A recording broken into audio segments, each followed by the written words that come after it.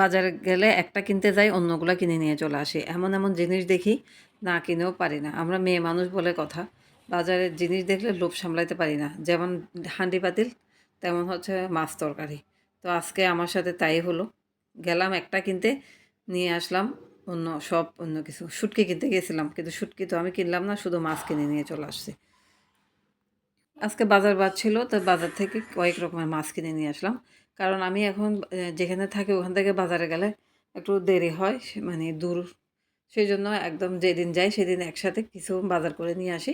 Minimum ২-৩ সপ্তাহ চলে যায়। আর সবজি বাজার তো এলাকার মধ্যেই পাওয়া যায়, ভ্যানের কাছে পাওয়া যায়, নিচে পাওয়া যায়। কিন্তু মন মতো বাজার পাই না বিধায় চলে যায় যেখানে বাজার বসে সেখানে। এখানে সবসময় সকালবেলা টাটকা বাজার বসে। বাজার বারের প্রয়োজন হয় না, মানে একটু দূরে।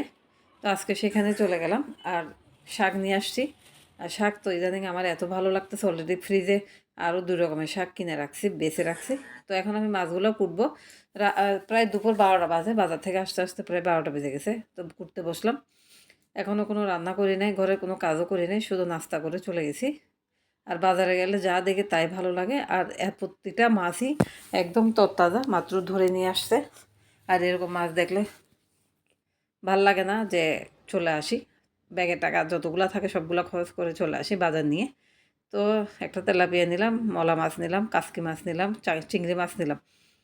তো ভাবতেছি আর এই মাস তো শেষ পর্যায়ে, আর আগামী মাসের ১০ তারিখ পর্যন্ত কোনো বাজার করব না।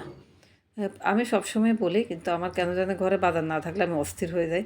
মানে আমার একটা সমস্যা।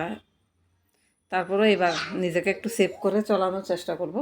কারণ হচ্ছে কি, যখন বিপদে পড়ি তখন কিন্তু হাতে কোনো টাকা পয়সা থাকে না। আসসালামু আলাইকুম, কেমন আছেন সবাই? আলহামদুলিল্লাহ আমি ভালো আছি। তো চলে আসলাম আজকে একটু অন্যরকম ব্লগ নিয়ে। অনেক দিন পর নতুন ব্লগ দিচ্ছি। আসলে সময়ের অভাব, আর দ্বিতীয়ত হচ্ছে মনও ভেঙে গেছে। তো এখন আর তেমন আর ভিডিও ছাড়তে মন চায় না। আর এমন দুর্ভাগ্য আমার যে আমার এখন ভিডিও ছাড়তে ইচ্ছা করে না। একদিন মনিটাইজেশনের জন্য দিনে রাতে ভিডিও ছাড়ছি। তখন ছাড়তে মন চায় নাই। এখন যখন আমি আমার অন্য একটা পেজে মনিটাইজেশনটা পেয়ে গেছি, এখন আমার আর ভিডিও ছাড়তে ইচ্ছা করতেছে না।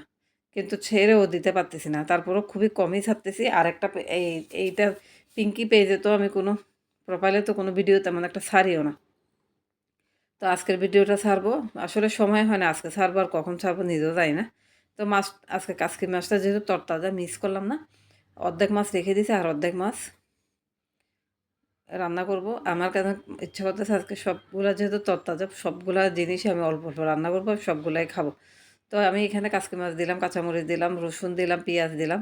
তারপরে এখানে আমি কিছু পেঁয়াজ পাতা দিলাম। এগুলো ফ্রিজে আপ করা ছিল। তো ভাবলাম যে ফেলে দিয়ে লাভ নেই, রান্না করে ফেলি।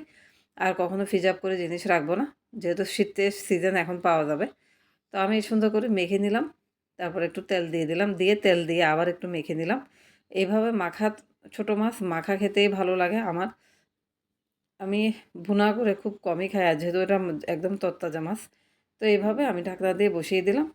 এটা তো কোনো পানি ব্যবহার করি নাই। আমি এখানে আবার জিরা ধনিয়ার গুঁড়া ব্যবহার করলাম।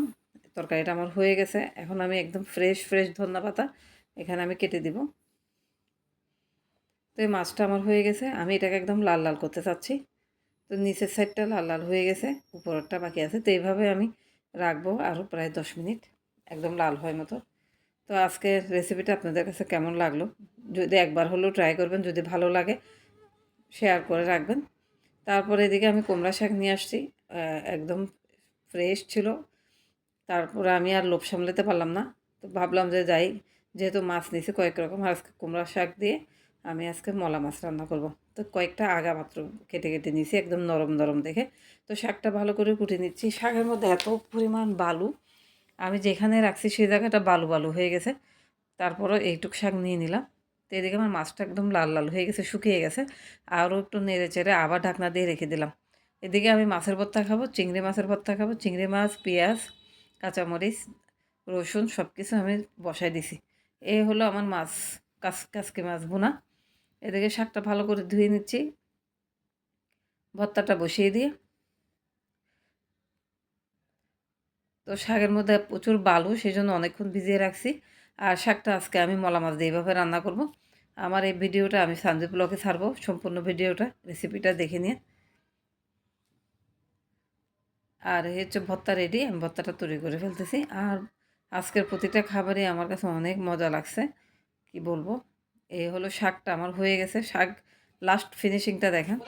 আজকের ভিডিও এই পর্যন্ত, আল্লাহ হাফেজ।